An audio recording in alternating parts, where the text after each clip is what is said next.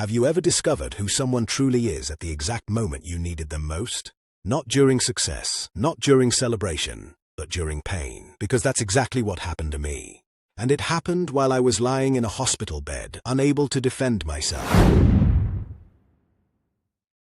My name is Henry Carter. I'm 68 years old, and for most of my life I spent far too much time trying to earn my father's approval. It never worked. No matter what I accomplished, it was never enough.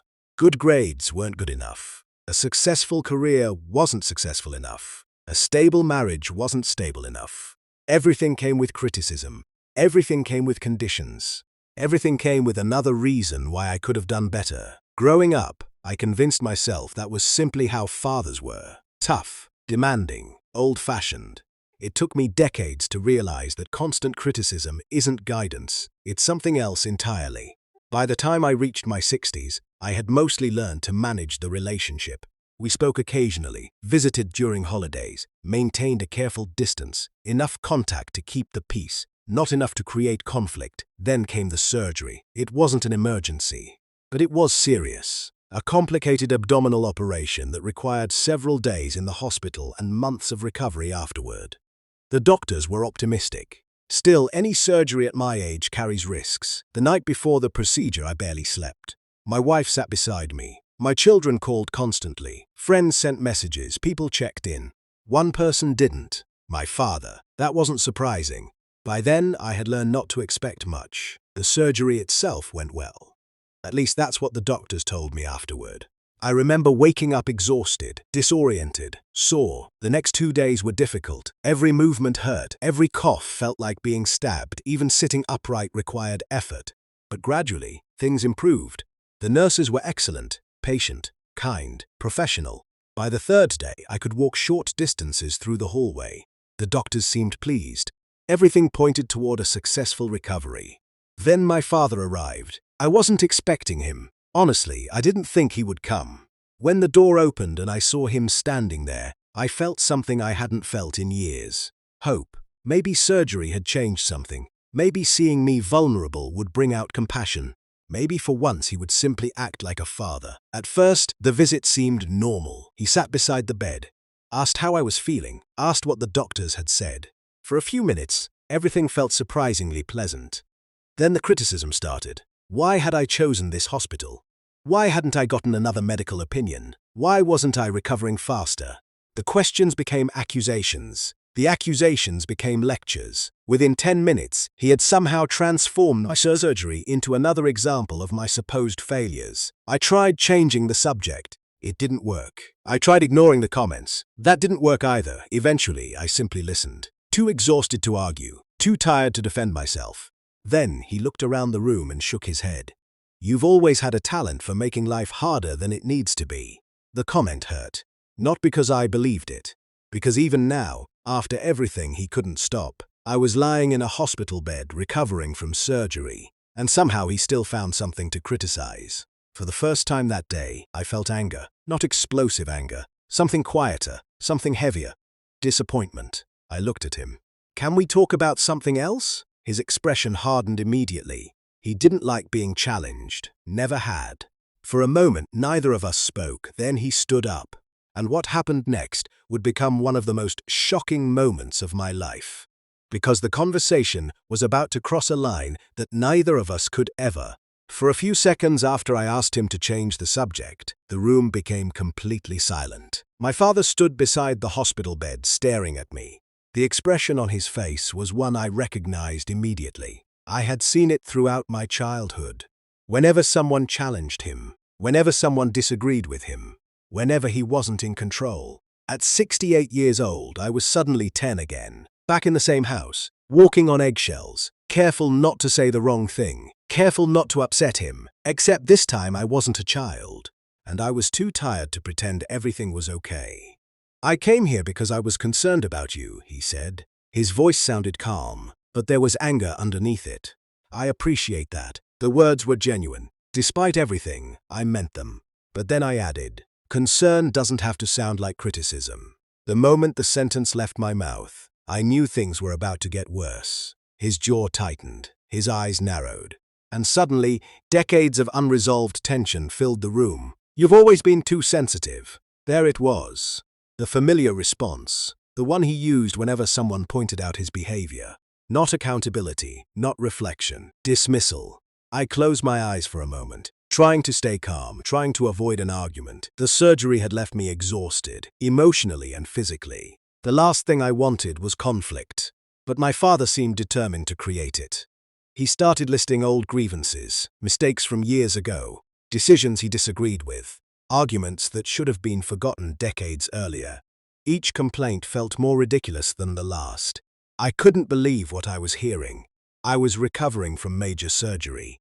Yet somehow we were discussing a business decision I made 15 years ago, a house I purchased 20 years ago, an investment he never liked. It was absurd. Finally, I interrupted him.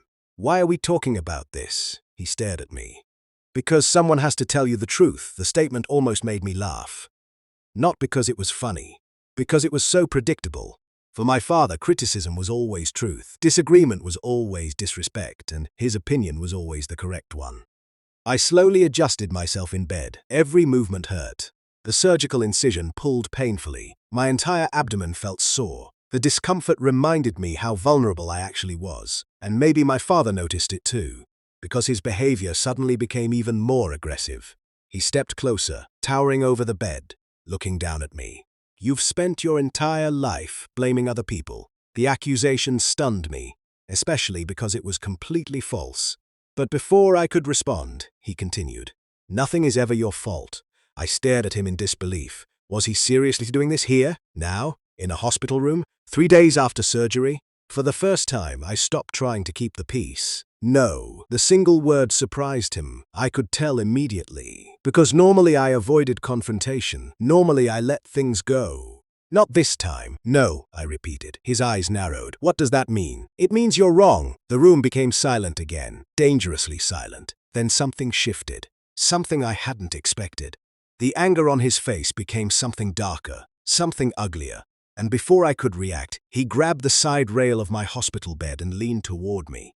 His voice dropped. "You think you're a victim?" I felt my heart pounding. Not because I was afraid, because I was shocked. This wasn't normal behavior, not even for him. Something had clearly snapped. "I think this conversation is over." I reached toward the call button beside my bed. That was apparently the wrong move, because suddenly he lunged forward. Everything happened incredibly fast. One moment he was standing beside the bed. The next he had grabbed a handful of my hair. The pain was immediate, sharp, unexpected, I gasped. My surgical muscles tightened instantly.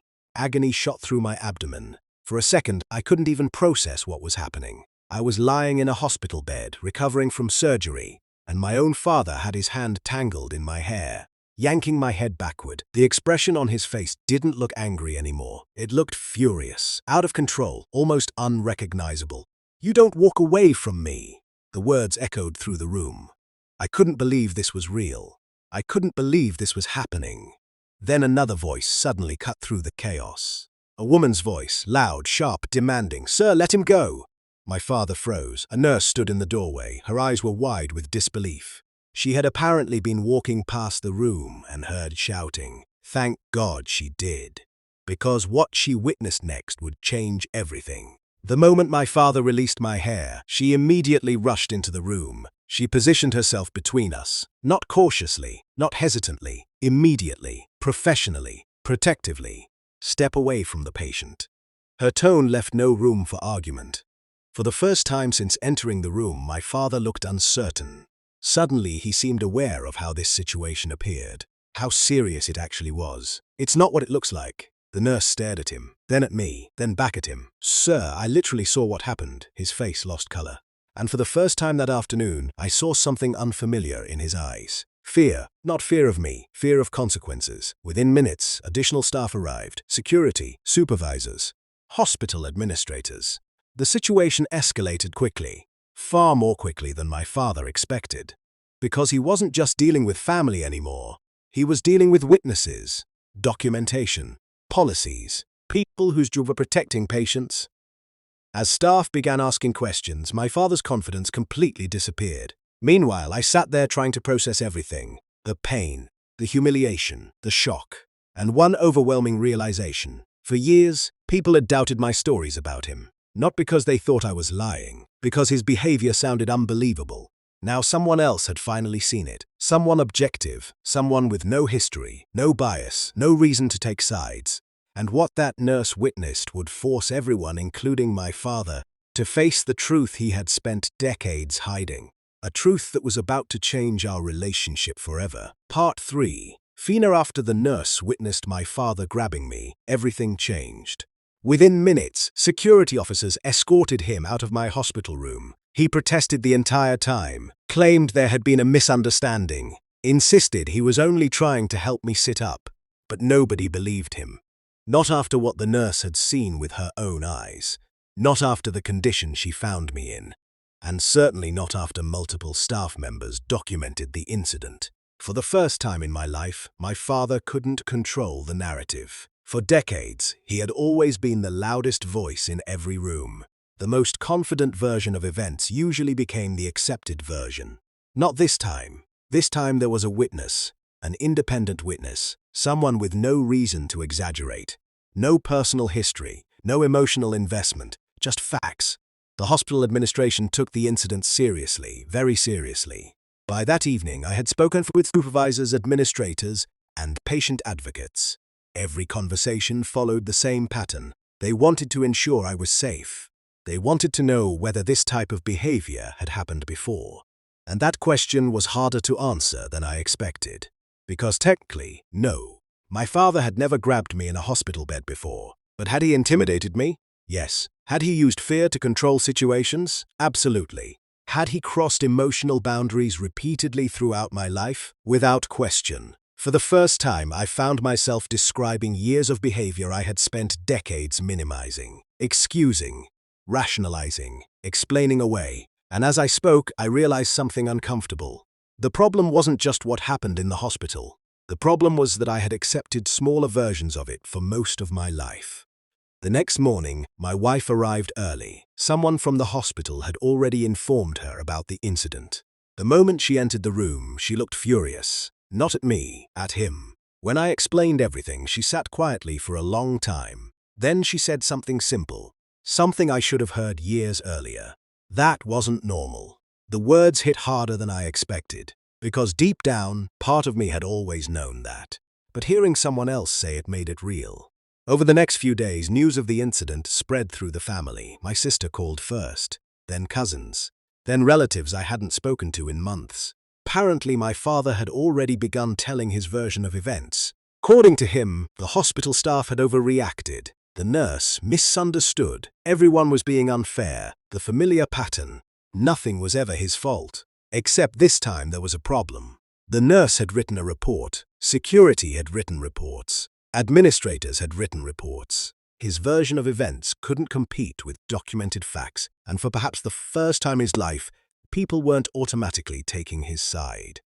Several relatives contacted me privately, not to question me, to tell me they believed me. Some even shared stories of their own, stories about his temper, his criticism, his controlling behavior.